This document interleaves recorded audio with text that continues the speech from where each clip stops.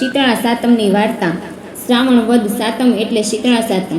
આ દિવસે સૌભાગ્યવતી સ્ત્રી સવારે ઠંડા પાણીથી સ્નાન કરે છે. શીતળા માતાનું પૂજન કરે છે. રાંધણ છઠનું રાંધેલું ટાઢું ખાય છે.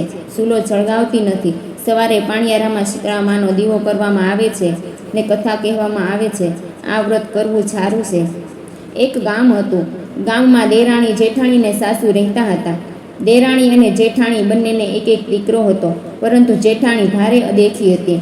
નાની વહુ સીધી સાદી અને ભલી ભોળી હતી. શીતળા સાતમનું વ્રત કરવા માટે નાની વહુ રાંધણ છઠના દિવસે રાંધવા બેઠી કે જેથી બીજા દિવસે ટાઢું જમી શકાય. એનો છોકરો ઘોડિયામાં સૂતો હતો. રાંધતા રાંધતા મધરાત થઈ ગઈ, તોય હજી રાંધવાનું બાકી હતું. એવામાં છોકરો રડ્યો ને નાની વહુ રાંધવાનું પડતું મૂકીને છોકરા પાસે ગઈ. છોકરાને ધવડાવી ઘોડિયામાં સુવડાવતી હતી. ત્યાં પોતે જોકા ખાવા લાગી અને સૂઈ ગઈ. એ વખતે શીતળા માની એમના ઘરમાં પધરામણી થઈ. સૂલો સળગતો હતો. તે જોઈને માતાજી ગુસ્સે થયા. તેમાં તેઓ આણવટ્યા અને દાઝ્યા. આથી શીતળા માએ શ્રાપ આપ્યો કે જેવું મારું શરીર બળ્યું એવું તેનું પેટ બળજો. શીતળા માન તો શ્રાપ આપીને ચાલ્યા ગયા અને નાની વહુએ સવારે ઉઠીને ઘોડિયામાં જોયું તો એનો છોકરો બળીને ભડથું થઈ ગયો હતો.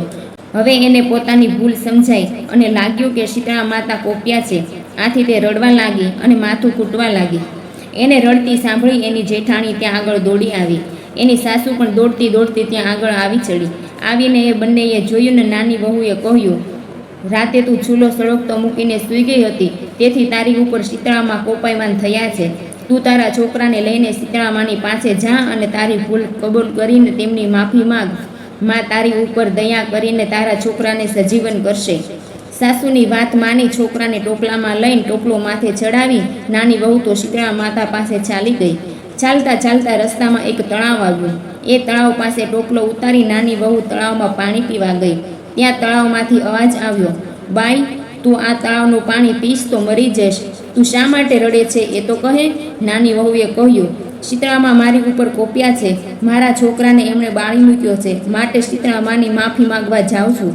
તું શીતળામા પાસે જાય છે તો મારું પણ પૂછતી આવજે કે મારા તળાવનું પાણી પીનાર બધા મરી કેમ જાય છે. નાની વહુએ તો પાણી પીધા વગર ટોપલો માથે ચડાવ્યો અને આગળ ચાલવા લાગી. થોડેક દૂર ગઈ ત્યાં રસ્તામાં બે આખલા ઊભા હતા અને એ બંને આખલાના ગળામાં ઘંટીનું એક એક પડ હતું. તેઓ બંને એકબીજાને માથા મારીને લડતા હતા. નાની વહુ નજીક આવી એટલે આખલા લડતા બંધ થયા અને નાની વહુને પૂછ્યું, બેટા, તારી આંખમાં આંસુ કેમ છે? શીતળામાં મારી ઉપર કોપ્યા છે એટલે માફી માગવા જાઉં છું. તો બાઈ, શીતળામાને અમારું પણ પૂછતી આવજે ને કે અમારા કયા પાપના લીધે અમારા ગળામાં ઘંટીના પડ બાંધ્યા છે અને શા માટે અમે લડ્યા કરીએ છીએ. સારું કહીને નાની વહુ તો આગળ વધવા લાગી. થોડેક દૂર ગઈ ત્યાં એક ઝાડની નીચે મેલી ઘેલી ડોશી બેઠી હતી અને વારંવાર માથું ખંજવાળતી હતી. એને જોઈને ડોશીએ કહ્યું, આવ બેટી, હું તારી જ રાહ જોતી હતી. તારો ટોપલો નીચે ઉતારીને જરા મારું માથું જોઈ આપને. માથામાં મને બહુ જ ખંજવાળ આવે છે. આ સાંભળી નાની વહુને દયા આવી. એણે ટોપલો નીચે મૂક્યો અને ડોશીમાનું માથું જોવા બેસી ગઈ. ઘણીવાર સુધી નાની વહુએ ડોશીમાનું માથું જોયું. એમાંથી ઘણી લીખો અને જુઓ કાઢીને મારી નાખી. આથી ડોશીના માથામાં ખંજવાળ ઓછી થઈ. નાની વહુને આશીર્વાદ આપતા ડોશી બોલી, બેટી, ભગવાન તારું કલ્યાણ કરશે અને તારી ભલાઈનો બદલો ભગવાન જરૂર આપશે. આમ કહી ડોશી તો અદૃશ્ય થઈ ગઈ. ડોશીની જગ્યાએ એકદમ પ્રકાશ પથરાઈ ગયો અને એની જગ્યાએ શીતળામાં ઊભા રહી ગયા. છોકરાને શીતળામાએ સજીવન કર્યો અને એ તો શીતળામાના ખોળામાં રમવા લાગ્યો. નાની વહુએ શીતળામાના આશીર્વાદ લીધા અને એની ભૂલ બદલ ક્ષમા માગી. શીતળામાએ તેના માથા ઉપર હાથ મૂકી એને માફી આપી અને એનો હસતો રમતો છોકરો એના ખોળામાં મૂક્યો.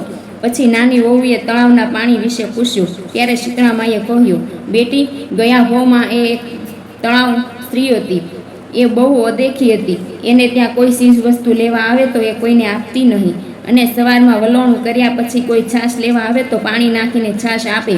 એના પાપનું નિવારણ એ છે કે તું જઈને તળાવનું પાણી ખોબામાં લઈ ચારે દિશામાં અંજલિ આપે અને પછી તું પાણી પીએ તો પશુ પક્ષી અને વટે માર્ગું એનું પાણી જરૂર પીશે. પછી નાની વહુએ પેલા બે આખલાની વાત પૂછી. ત્યારે શીતળામાએ કહ્યું, બેટી, એ બંને આખલા ગયા હોમાં દેરાણી જેઠાણી હતા. એમને ઘેર કોઈ આડોશી પાડોશી દળવા ખાંડવા આવે તો એનું અપમાન કરીને તેઓ કાઢી મૂકતા. એટલે આ ભવમાં તેઓ આખલા બન્યા છે. તું જો જઈને તેના ગળામાં રહેલા ઘંટીના પડ કાઢી નાખે તો તેઓ સંપીને રહેશે. આટલું કહી શીતળામાં તો અંતર્ધ્યાન થઈ ગયા અને નાની વહુ પોતાના દીકરાને લઈને પાછી વળી. ચાલતી ચાલતી તે જ્યાં આખલા લડતા હતા ત્યાં આવીને અને છોકરાને એક બાજુ બેસાડીને આખલા પાસે આવી. આખલા પાસે આવીને એણે વાત કરી અને પછી એણે ઘંટીના પડ કાઢી નાખ્યા. આથી બંને આખલાઓ શાંત પડી ગયા અને એકબીજાના મિત્ર જેવા બની ગયા અને ડોક નમાવીને પેલી નાની વહુનો આભાર માન્યો. પછી નાની વહુ તો પોતાના છોકરાને તેડીને પેલા તળાવ પાસે ચાલતી ચાલતી આવી. ત્યાં આવીને તળાવને પણ તેની બધી વાત જણાવી. તેણે તળાવમાંથી ખોબો ભરીને પાણી પીધું અને ચારે દિશામાં અંજલિ છાંટી. પછી પોતે થોડુંક પાણી પીધું. ત્યાં તો ચારે દિશામાંથી પક્ષીઓ પાણી પીવા માટે આવવા માંડ્યા. પછી તળાવે નાની વહુનો આભાર માન્યો અને નાની વહુ પોતાના છોકરાને લઈને પોતાના ઘરે આવી. ઘેર આવી એટલે તેણે પોતાના છોકરાને સાસુમાના ખોળામાં મૂકી દીધો. આથી એની સાસુ રાજી રાજી થઈ ગઈ, પરંતુ આ તેની જેઠાણીને ગમ્યું નહીં. સાસુએ તો નાની વહુને પૂછ્યું, નાની વહુ બેટા, આ બધું કેવી રીતે બન્યું? એટલે નાની વહુએ બધી માંડીને વાત કહી. આ સાંભળી જેઠાણીને પણ આ શીતળામાના આશીર્વાદ લેવાનું મન થયું અને બીજા વર્ષે રાંધણછઠ ક્યારે આવે તેની રાહ જોવા લાગી. પણ સમય જતાં ક્યાં વાર લાગે છે. બીજા વર્ષનો શ્રાવણ મહિનો આવ્યો અને શ્રાવણ મહિનાની રાંધણછઠ પણ આવી. એટલે એણે પણ જાણી જોઈને રાંધણછઠની રાતે ચૂલો સળગતો મૂકીને એ તો સૂઈ ગઈ. એવામાં શીતળામાં ફરતા નીકળ્યા અને ફરતા ફરતા એના ઘરમાં પ્રવેશ્યા. ચૂલો સળગતો જોઈને તે ગુસ્સે થયા અને તેમાં આણોટ્યા અને દાઝ્યા. એટલે શીતળા માતાએ તો જેઠાણીને શ્રાપ આપ્યો, જેણે મને બાળી એનું અંતર બળજો. અને સવારે જેઠાણીએ ઉઠીને જોયું તો એનો છોકરો ઘોડિયામાં બળીને ભડતું થઈ ગયેલો પડ્યો હતો. એણે તો રડતા રડતા શું બન્યું એની બધી વાત સાસુને કરી. એટલે સાસુ એમને લડ્યા અને પછી કહ્યું, જા તું પણ નાની વહુની જેમ શીતળામાને મનાવવા માટે જા. એમણે વિનવણી કરજે એટલે તારો દીકરો સાજો નરવો થઈ જશે. આ સાંભળી જેઠાણી તો છોકરાને ટોપલામાં નાખીને ચાલી નીકળી. આગળ જતાં પેલું તળાવ આવ્યું. તળાવને કિનારે ઝાડ નીચે છોકરાને ટોપલો ઉતારી અને તળાવમાં જેવું પાણી પીવા ગઈ તો અવાજ સંભળાયો, પાણી પીશ નહીં, નહીંતર મરી જઈશ. આથી એણે પાણી પીધું નહીં. એટલે તળાવે કહ્યું, તું ક્યાં જાય છે? જેઠાણી કહે, હું ગમે ત્યાં જાઉં, એની તારે શી પંચાત? આમ કહી તે પાણી પીધા વગર ચાલી નીકળી અને આગળ ગઈ ત્યાં ઘંટીના પડવાળા બે આખલા મળ્યા. તેઓ લડતા હતા, પણ જેઠાણીને જોઈને શાંત થઈ ગયા અને પૂછ્યું, બહેન તું ક્યાં જાય છે? આ સાંભળી જેઠાણી ગુસ્સે થઈ બોલી, હું ગમે ત્યાં જાઉં, એની તમારે શી પંચાત? આ સાંભળી આખલા કાંઈ બોલ્યા નહીં અને બાઈ તો ટોપલો લઈને આગળ ચાલી નીકળી. આગળ જતાં પેલી મેલી ઘેલી ડોશી મળી.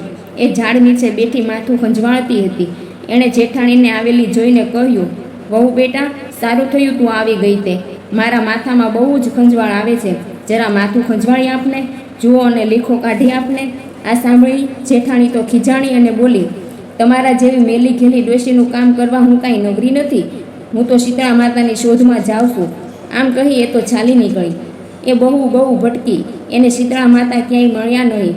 એ તો મરેલા છોકરાને લઈને પાછી ઘરે આવી. દેરાણી ભક્તિ ભાવવાળી હતી એટલે એને સુખ પ્રાપ્ત થયું. જેઠાણી એના લક્ષણને લીધે દીકરો ખોઈ બેઠી.